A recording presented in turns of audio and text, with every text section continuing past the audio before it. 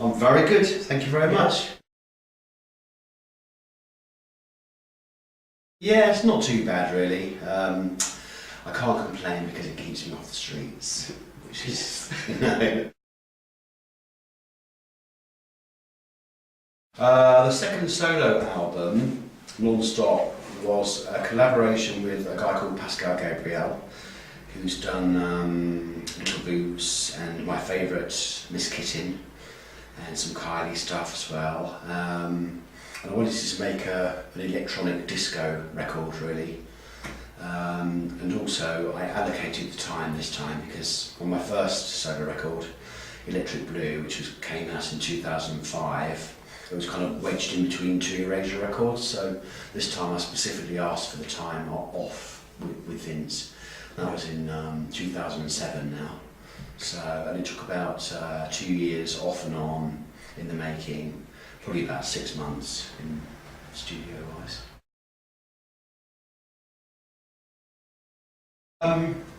Well, it's sort of the third track released really from the album because one was put out as a taster running out, which is the first track, which I kind of prefer. It's, I think it's a bit more kind of clubby really. And we did release the original 2 singles under a pseudonym, Mimo, and which was, we were trying to think of a title or a name for the project. And I have a friend in Mallorca in Spain who lives in Dea, and his father passed away and that's the family name, and he now owns the bar, the local bar where we hang out. And he said, why don't you call it Mimo? So we thought that's really good. Then we did a couple of releases under Mimo, and then there's a DJ called Chris Mimo who contested the name, and EMI had just been in a legal dispute that they'd lost, so they didn't want to get into another one, so we reverted the name back to Andy Bell, which I was quite pleased. And you went back to releasing Call on Me. Yeah, so we released Call on Me to the radio just this week, or it's out this week. Vince Clarke did a remix for me and Dead Boy did a remix. And really it's kind of another sort of disco tune really, with nod to my friends in New York who I go and see every time I go there. I mean, it was great doing Union Street. I loved doing the acoustic album because I just like that that country intro, that down down down down down, and that disco is my, I think, forte. I think I'm a bit of a frustrated disco diva really. Yeah. You know, and you don't realise how hard they work because they work really hard. And when you go out to a club and you see someone doing a PA and you think, oh, that's really easy. And then when you actually get down to doing it, it's not easy. And also, I just love the art of the remix, and they just lend themselves to be remixed, all those songs. Yeah. And I love electronic music, it's in my blood. Apart from Say What You Want, I really like Touch and Slow Release.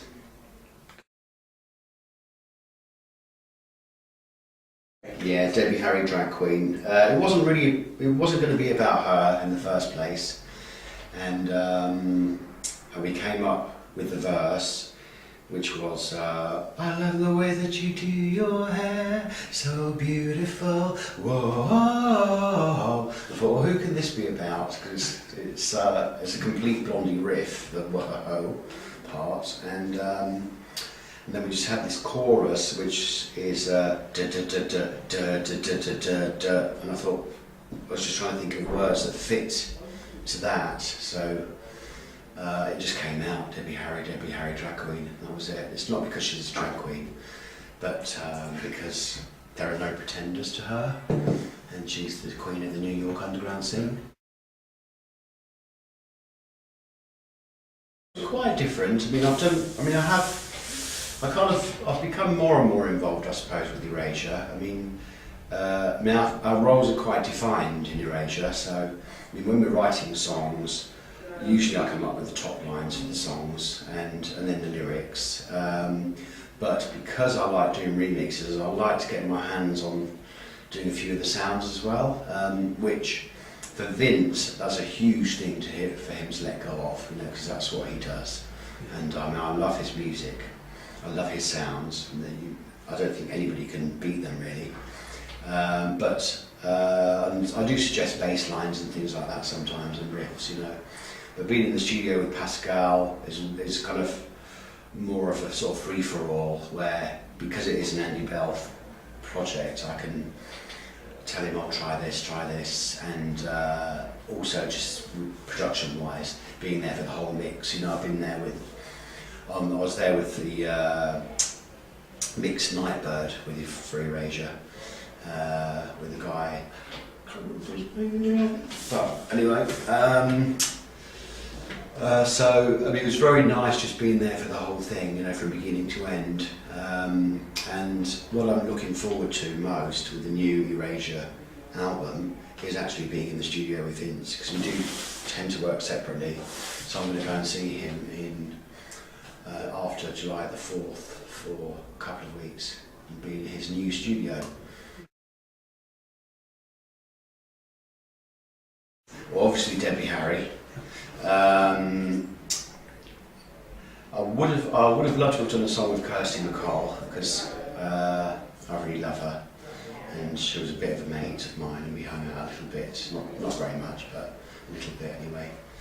And she died on the day that my own boyfriend then came out of a coma, so it was kind of very poignant, you know. And but I think she was an amazing songwriter, very underrated, until after she died, which is kind of, that's what genius usually happens to genius people, you know. Yeah. But I mean, I wouldn't mind doing an album of kind of diva collaborations with maybe even Barbra Streisand or Dolly Parton. Just get all the fucking gay ones in there, you know. I think mostly because people ask me, you know, and I just think, well, why not? You know, it's good fun. And I think, I mean, to be honest, I don't always look into the whole background of the causes and stuff like that, you know. Even though the Cyndi Lauper thing was for the human rights campaign in America, equal rights for everybody, which I kind of think they're getting closer towards there now. And to get Obama elected, which happened, and also like being HIV positive and speaking about it in public. I just think any organisation that's to do with affiliating with HIV or helping people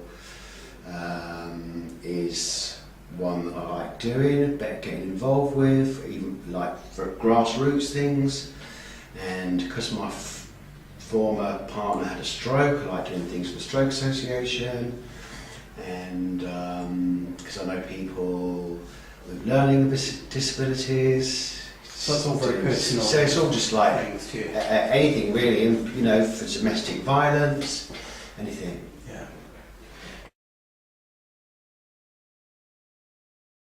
Well, I don't really see myself as a gay icon really. Because I know what it feels like standing around in a bar and nobody kind of paying you the lightest bit of attention. And that's not true really, but I know what it's like. I know that feeling of going in the bar and being unattractive, you know. So I think icons kind of like, I mean, I would save that really, that word for like Madonna or for Kylie. And I think it's much more, I don't know, suitable for a lady. I don't know. Well, so far, there are no shows planned, but I'm up for doing PAs anywhere. I do like doing a bit of DJing as well, so fingers crossed Matthew Horn's got one of his club nights on August 21st. I'm doing a couple of things in the US, going to be Grand Marshal at Gay Pride in San Francisco and singing there for 20 minutes. then got one in Tampa, one in New York, then I go and see Vince, and I come back, then got one in Rome, and hopefully later on in the year, it's all a bit up in the air, but there has been talk of myself, Boy George and Mark Armand doing an orchestra type show, but it's all up in the air, yeah. But anyone, if you want to fly me there, free flights, free accommodation, I'm there. I wouldn't mind being in a film. I mean, I wouldn't mind being a murderer in a film, like a psychotic killer or something that only kills straight people. Not really. And I'd quite like to be in a musical, like some three-penny opera, or I wouldn't mind having a little go at some opera kind of thing.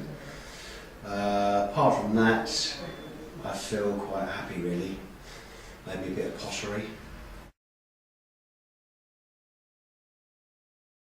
Next for me, I'm going to go and make a pork belly roast tonight, which I'm really looking forward to. I have got a vegetarian risotto that I made yesterday. I'm not a bad cook. Vince is fantastic. He's like 100 times better than me, so that's why I'm looking forward to going and staying with him as well and his family. What's next is we're working on Erasure material. We've got loads and loads of ideas, and it's hopefully going to be out in the new year, and we will be doing a tour which is already in my mind, some ideas for the show, and I wouldn't mind doing the Erasure musical as well, but not like hits. I don't like those kind of hits type shows, so it would be like something deep and meaningful.